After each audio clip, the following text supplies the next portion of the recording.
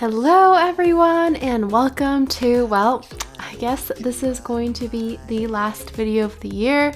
It feels so weird to say. Did anybody else feel like 2021 just kind of like flew by? Oh my god, I'm so shocked. I think it's also because like so many new things are happening next year that I just can't believe this year's over. Anyway, I am sorry to end this year on kind of like a somber note, but I actually wanted to talk to you guys about the worst purchases of 2021 that I made this year. Some of the items I still have, I'm still going to, give a shot in 2022, and I'll kind of explain why. And then some items that I want to talk about, I actually don't have anymore, and I just kind of wanted to reflect on what happened so that we can all kind of learn from this year's purchases and hopefully make better decisions next year. Although I say this every year, but I'm gonna try not to buy so much luxury next year. I know I already said that this year. Let's forget about that. But with like the baby coming and everything, I feel like, okay, this year I really have to stop. And plus I have my Birkin coming, so just think about that and try not to buy anything crazy next year is the plan for now. All right, so let's just go through some of the purchases that I still have with me, and I will kind of explain why these are on my like worst purchases list and why they're still in my collection. So the first thing I want to talk about Hermes. So as you guys may know, my mom and I have finally bought enough stuff on her Hermes account to get offered a quota bag. We actually got offered 2 quota bags. So she already has the mini Kelly, and I got offered we both got offered a custom order bag, and I chose to do a Birkin, which is going to come in about, I guess now it's about 8 months. It's been a little while since we made the order, but in order to have gotten offered those things, we did buy quite a lot from Hermes this year. And I bought 2 things in particular that I haven't used yet, so this is why it's going to be in my worst purchases. Not that I don't like them anymore or anything like that. It's just, well, I haven't really gotten any use out of these items yet. So the first item is going to be this beautiful rose sakura Picotin. You haven't seen this in my videos lately because it was actually at my mom's house. She was borrowing this bag, and I absolutely still do love it. Of course, I love the rose sakura color. I think it's the most beautiful pink ever. But I got this at the end of summer, and I do think that this is exclusively a summer bag, at least for me and how I've planned to style it. It just looks like a bucket bag in my opinion. And I don't know, I've always associated bucket bags with more of like a spring summer style with like, sundresses and cute floral dresses and stuff like that. So yeah, that is why this hasn't really come out yet, and it's mainly been chilling with my mom. However, that being said, I don't plan on getting rid of this bag at all. I just think that it'll be more useful once the warmer weather rolls around, and hopefully we'll be able to, go out and do things with the baby. I don't know how that's going to work. I'm going to figure it all out once the time comes. But yeah, this is why this one in particular is on the worst purchases list, at least for this year. I haven't even really gotten a chance to wear it. All right, so the next thing is also another Hermes item that I kind of recently bought, but it is this Hermes belt in the 5P like bubblegum pink color. Now I can still wear this like during pregnancy because this is like a high-waisted belt, so it can go over my bump. I just haven't like found a way to style it that I like, and honestly I think that is partially the fact that just wearing clothes in general has been really hard with my bump, and I haven't really like super found a maternity style that I love. It really changes day to day, and of course my bump grows every single day too. So I think that's part of the reason why, but yeah, I haven't even worn this once. I put it on. Like, I've tried it on with like sweater dresses over my bump, and for some reason I just don't like the way that it looks. And literally it could just be because of the bump. I don't think it has anything to do with the belt. But yeah, if I'm being honest, I really haven't used it at all this year, and that is why it's on my worst purchases list. All right, and the next item that I want to talk to you guys about, I feel like I've already mentioned this one in like a purchases update video or something like that, but it's these dang Louis Vuitton sneakers. I don't know what it is. I just can't seem to wear these sneakers.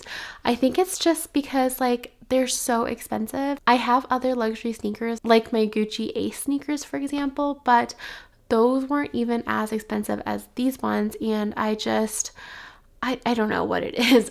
Every time I try them on with the outfit, I think it's really cute. And then before I walk out the door, I put on different sneakers.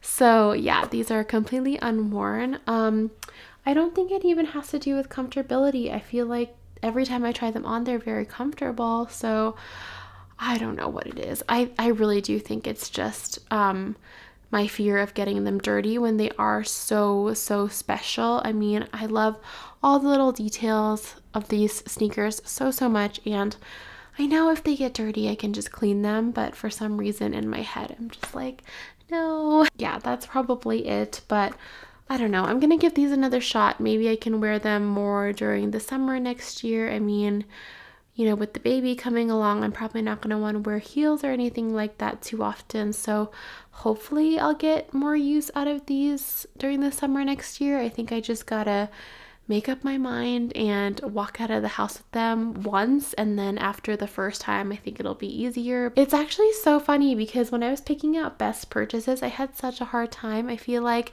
this year I had way more like good purchases than bad, which thank goodness, that's always a good sign. I'm glad that I'm getting use out of all of the things that I've decided to buy this year.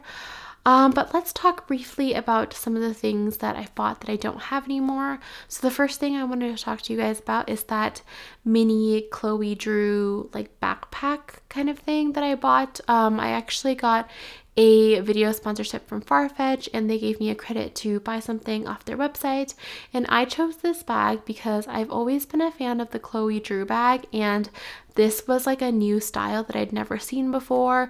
It was so cool in the fact that you can make it a backpack or a crossbody bag or a shoulder bag or a belt bag. Like, there were so many ways that you can wear it, and that like idea of that just intrigued me. So that is why I decided to buy it. And plus, whenever I do get sponsorship videos like that, I like to try and buy something that I normally wouldn't, you know, go for with my own money, just to have some fun and try something new. However, I couldn't use that bag at all. It was just way too small, and I think I didn't anticipate it being so tiny. It was literally about this big, which is smaller than even like some of the Chanel round purses that I've seen. It was just so tiny. Like, you could literally fit a credit card in there and some lipstick, and that's probably it. This was also before I got my little flip phone that could like fit into every bag, so I just felt like I really had no use for it, so I decided to sell it.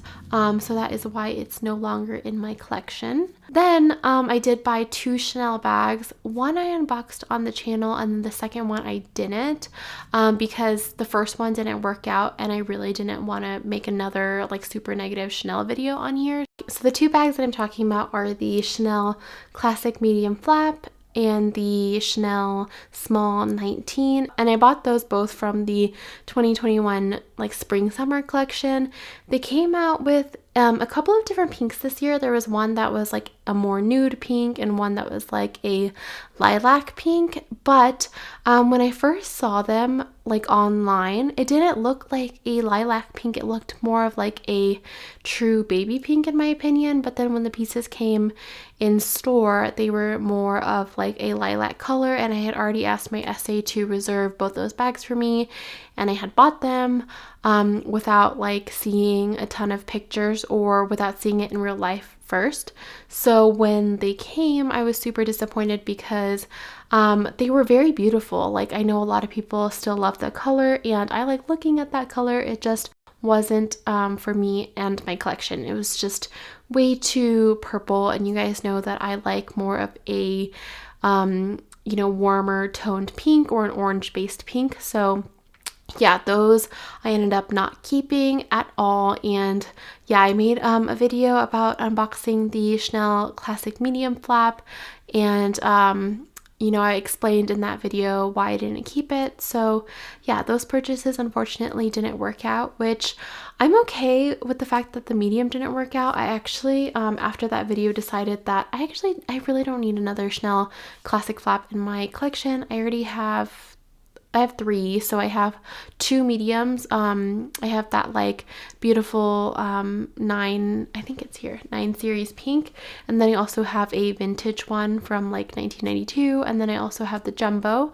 So that's pretty much all the classics that I need, and plus with the price increases and just the quality issues I've been experiencing in the seasonal classic flaps, I don't think I'm gonna ever want to add another one to my collection. And then with the Chanel Small 19, I was actually very bummed that I couldn't add that one into my collection because I've wanted a Chanel 19 for a while. I think it's a really similar style to like my Gucci Marmont bag in the fact that it's a very casual flat bag, and I feel like I do have more of a casual style nowadays, so I still really want one, but the perfect color hasn't you know, arrived yet or whatever. So yeah, I was really sad about that, but hopefully in the future I can still get my hands on one.